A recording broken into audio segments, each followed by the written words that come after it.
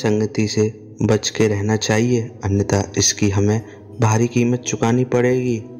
ये कहानी सही दिमाग और गलत दिमाग की है, उसी के बारे में आपको बताते हैं। दुष्टों की संगति के कारण हमें उनकी क्या कीमत चुकानी पड़ती है, ये जानने के लिए आपको ये कहानी हम बता रहे हैं। चलो हम स्टार्ट करते हैं। एक बार की बात है, एक छोटे से गांव में दो दोस्त रहते थे, जिनका नाम धर्म बुद्धि, सच्चारी बुद्धि या सही दिमाग और पाप बुद्धि, दुष्ट दिमाग या गलत दिमाग था।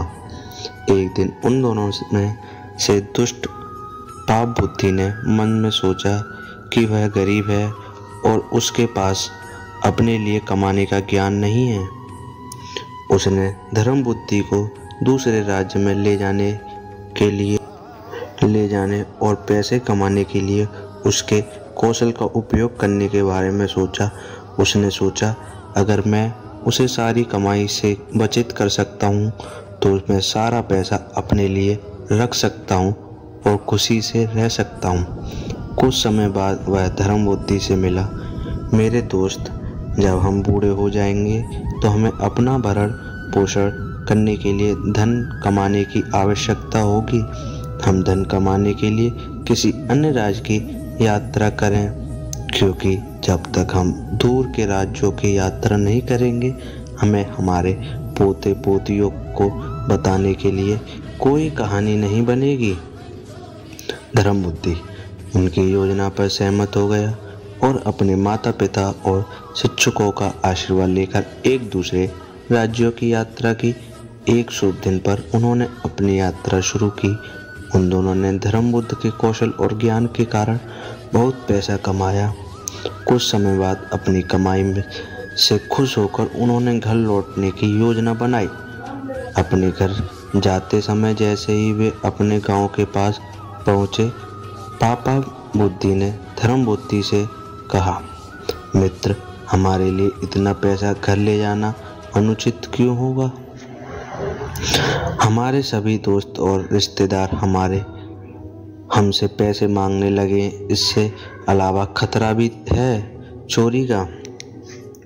उसने कहा, चलो हम अपनी ज़रूरतों के लिए नाममात्र राशि लेकर धन को जंगल में गाड़ दे, जहां कोई इसे ढूंढ न सके। जब भी हमें कुछ धन की आवश्यकता होगी, हम एक साथ वापस आ सकते हैं और इसे खोज सकते हैं।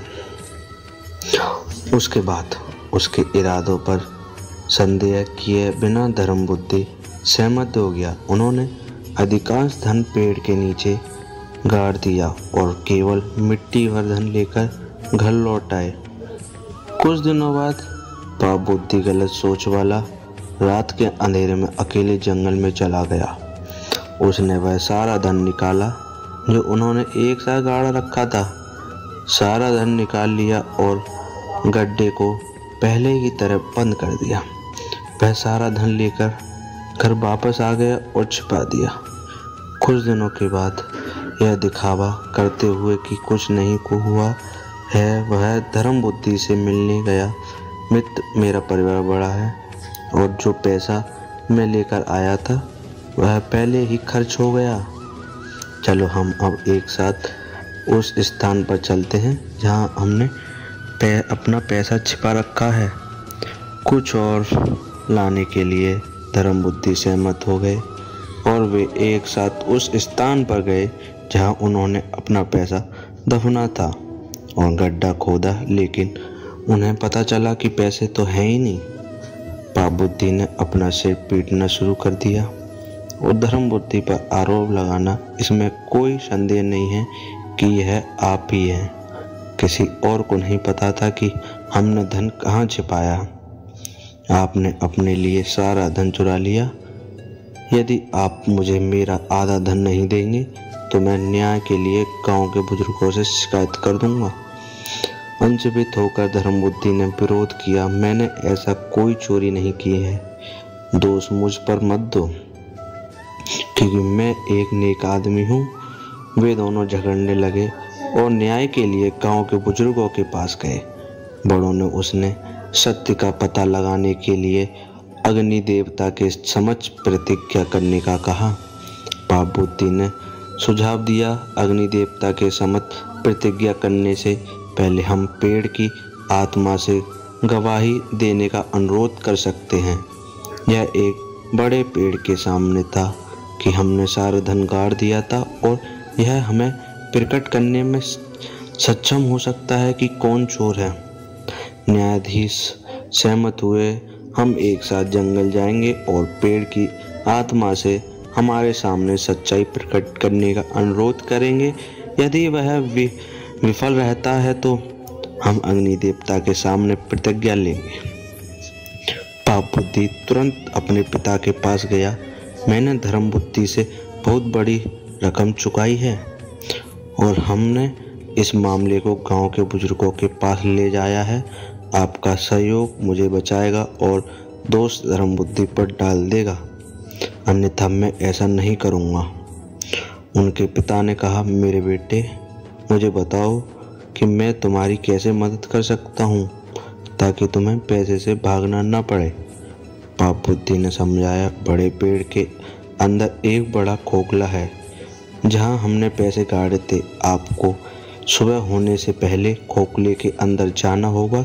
जब हम सभी पेड़ की आत्मा से सच्चाई प्रकट करने का अनुरोध करने के लिए जंगल में जाते हैं, तभी आपको अंदर से चिल्लाना होगा कि धर्म बुद्धि ही असली चोर है, मैं बाकी सब संभाल सकता हूँ।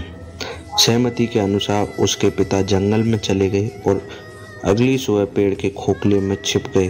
कुछ समय बाद गांव के बुजुर्गों के साथ धर्म बुद्धि और पाप बुद्धि दोनों उस विशाल पेड़ के पास गए जहां उन्होंने अपना धन गाड़ रखा था।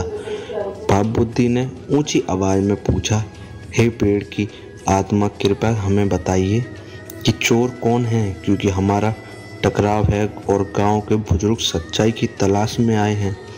तुरंत पाप बुद्धि के पिता ने पेड़ के खोखले हिस्से के अंदर से उत्तर दिया, सच्चाई की तलाश करने वाले सभी लोग सुने, धर्म बुद्धि चोर है जिसने सारा पैसा चुरा लिया है।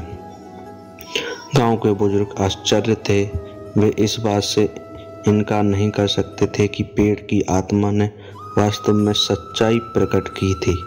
वे तुरंत आपस में चर्चा करने लगे कि उन्हें धर्म बुद्धि के अपराध के लिए क्या दंड देना चाहिए।